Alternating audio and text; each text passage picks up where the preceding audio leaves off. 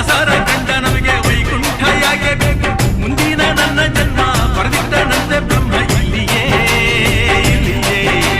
ಎಂದಿಗೂ ನಾನಿಲ್ಲಿಯೇ ಹುಟ್ಟಿದರೆ ಕನ್ನಡ ನಾಡನ್ನು ಹುಟ್ಟಬೇಕು ಮೆಟ್ಟಿದರೆ ಕನ್ನಡ ಮಣ್ಣ ಬಿಟ್ಟಬೇಕು ಇದು ಕೆಟ್ಟ ಚಾವಂಡಿ ಇದು ವಿಧಿಯೋಡಿಸುವ ಬಂಡಿ ಬದುಕಿದು ಕೆಟ್ಟ ಚಾವಂಡಿ